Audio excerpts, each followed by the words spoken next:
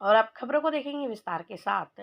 बुरहानपुर के नारायण नगर में रहने वाले मेडिकल संचालक की बेटी सीए बनी, क्षेत्रवासियों ने बधाई दी। गुरुवार दोपहर 2:30 बजे नारायण नगर में मेडिकल संचालक की बेटी के सीए बनने पर क्षेत्रवासियों ने पुष्पगुच्छ देकर बेटी को बधाई दी, तो कई लोगों ने मिठाई खिलाकर उसका उत्साहवर्धन किया।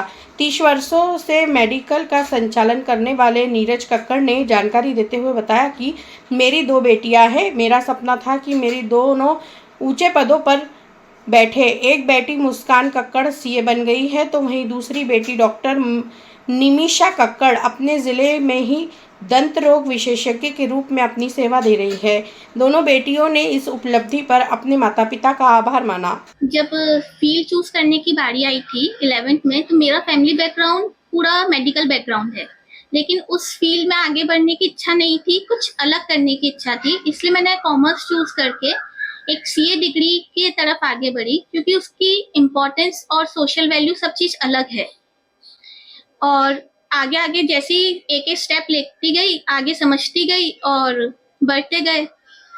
ऐसा बहुत बार हुआ कि इस जर्नी में फेल भी हुए हम, लेकिन उससे हार के नहीं, सीख के आगे बढ़ते गए।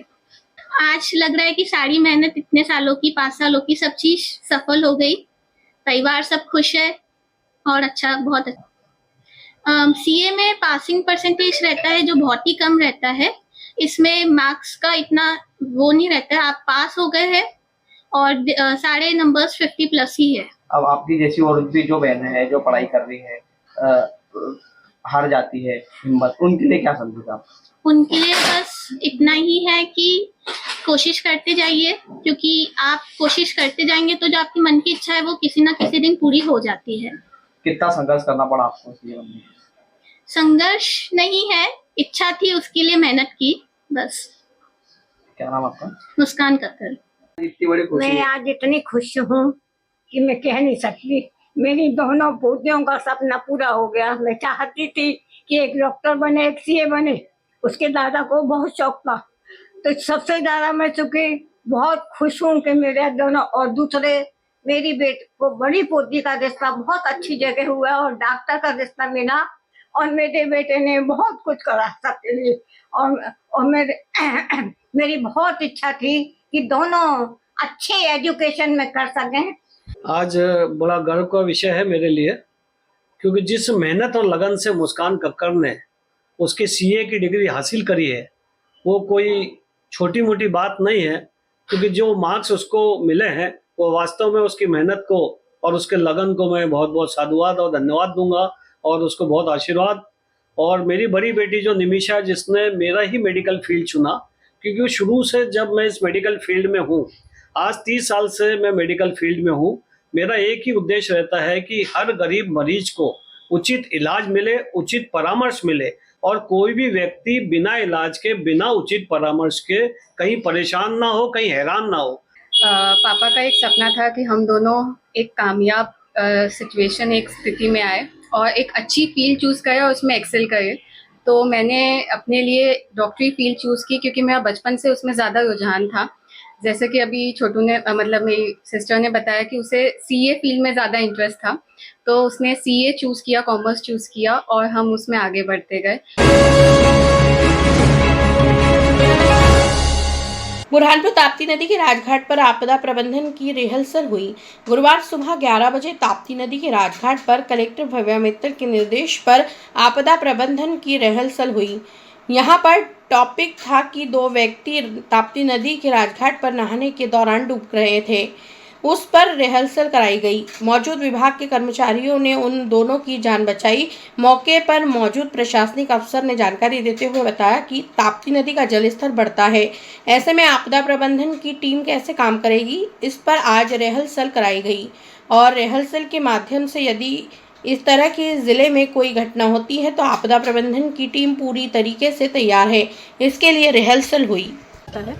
तो इस क्रम में यहाँ पर इस साल ईओसी, डीआरसी और क्यूआरटी तैनात की गई हैं, जिनके माध्यम से हम पब्लिक को सुरक्षित करने का प्रयास कर रहे हैं। जैसे कि मैंने पिछले 2 सालों से मैं यहाँ पे हूँ, तो मैं देख रही हूँ कि बारिश के टाइम पे ही यहाँ पर बाढ़ बचाव की स्थिति आती है। बाकी अभी कोई ज़्यादा ऐसी अग्नि और भूकंप की घटना नहीं हुई है, तो हम लोग का फोकस जो है बाढ़ बचाव की दृष्टि से ज़्यादा रहता है। और वैसे तो हम तैयार हैं, अग्नि और भूकंप के माध्यम से भी अगर कुछ ऐसी घटना होती है तो हमारे द्वारा राहत बचाव कार्य किया जाएगा। हाँ जी हाँ, बुरहानपुर का जो हमारा ज़िला होमगार्ड का बल है वो इसके लिए काफ़ी अच्छे से ट्रेंड है। हमारे पास में 16 SDRF के जो प्रशिक्षित जवान हैं वो इस प्रकार के आपदा प्रबंधन जो खासतौर से बाढ़ को लेकर के हैं, तो किसी भी प्रकार के हालात से निपटने के लिए तैयार है। जैसा अभी आप लोगों ने देखा होगा कि यहाँ पे ड्राई रेस्क्यू भी हुआ है, साथ में जो 2 लोग फंसे हैं तो उसको किस प्रकार से निकाला है, यदि 2 लोग डूब रहे हैं तो उसको किस प्रकार से बचाया है। इस प्रकार से यदि भूकंप में या आगजनी में कोई व्यक्ति फंसे हैं तो उसका रेस्क्यू किस प्रकार से किया जा रहा है, तो इस प्रकार से इनकी प्रैक्टिस भी हो जाती है, प्लस अन्य लोगों को पता चलता है कि हाँ बचाने के क्या क्या तरीके हैं। बुरहानपुर के शासकीय सुभाष स्कूल में DLED के प्रथम वर्ष के विद्यार्थियों की परीक्षा आयोजित हुई। गुरुवार दोपहर 2 बजे शासकीय सुभाष स्कूल में DLED के प्रथम वर्ष के विद्यार्थियों की परीक्षा आयोजित हुई। परीक्षा में 235 विद्यार्थी शामिल हुए। यहां पर पहला पर्चा उन्होंने बाल्यावस्था विकास का हल किया। 12 जुलाई से शुरू हुई परीक्षा 2 अगस्त तक चलेगी। परीक्षा को लेकर विद्यार्थी भी खुश नजर आए। बुरहानपुर के सिविल में शराब के नशे में पति ने पत्नी की लाठी डंडों से पिटाई कर उसे घायल कर दिया। घायल महिला को जिला अस्पताल में भर्ती किया है। गुरुवार दोपहर 1 बजे सिविल में शराब के नशे में शराबी पति ने शराब पीने के लिए पैसे मांगे। पत्नी के द्वारा मना करने पर उसने गवार गुजरी और उसने पत्नी की लाठी डंडों से पिटाई कर दी। प्राप्त जानकारी के अनुसार सिविल निवासी मारूबाई ने बताया कि पति लक्ष्मण शराब का आदी है, जो शराब के नशे में पैसे मांग रहा था। मेरे द्वारा मना करने पर उसने मेरे साथ मारपीट की और मुझे घायल कर दिया। महिला के दोनों हाथों में चोट आई है। घायल को उपचार के लिए जिला अस्पताल में भर्ती किया है। डॉक्टर की टीम उसका उपचार कर रही है। बुरहानपुर के सिंदीपुरा वार्ड में एक मकान उस समय सुर्खियों में आ गया जब इस मकान के मालिक ने अपनी समस्या के समाधान नहीं होने पर एक अनूठे ढंग से प्रदर्शन किया। दरअसल 61 वर्षीय नागरिक घनश्याम शाह ने अपने मकान पर पोस्टर लगाकर लिखा है, बीजेपी सरकार ने इंसाफ नहीं मिलेगा, यह मेरी गारंटी है। दरअसल पीड़ित की शिकायत उसके पड़ोसी ने अवैध कब्जा करके रखा है, जिसकी शिकायत उन्होंने कलेक्टर से लेकर CM और PM को की, लेकिन उन्हें न्याय नहीं मिला। लोकसभा विधानसभा चुनाव में नाराज वरिष्ठ नागरिक ने मतदान के बहिष्कार का भी बैनर लगाया था।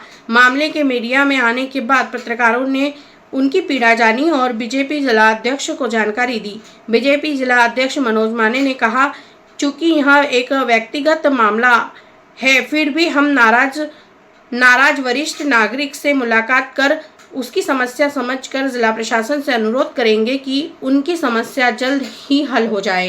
मेरे सिंदीपुरा वाले मकान की पड़ोसन के द्वारा अवैध कब्जा, मैंने शिकायत की थी गृह मंत्री को, मुख्यमंत्री को 5/10/23 को कलेक्टर में दी थी। मैंने 31 जनवरी 2024 को उसका नंबर है 656।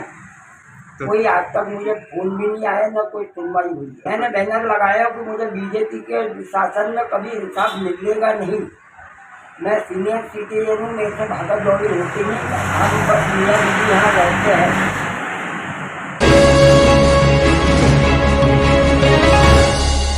बुरहानपुर के शनि मंदिर क्षेत्र में पानी की पाइपलाइन फूट गई। क्षेत्र में पानी का सप्लाई नहीं हुआ। शुक्रवार दोपहर 1 बजे शनि मंदिर क्षेत्र में पानी की पाइपलाइन फूट गई, जिस कारण क्षेत्र में पानी का सप्लाई नहीं हुआ, जिससे लोगों को परेशानियों का सामना करना पड़ा।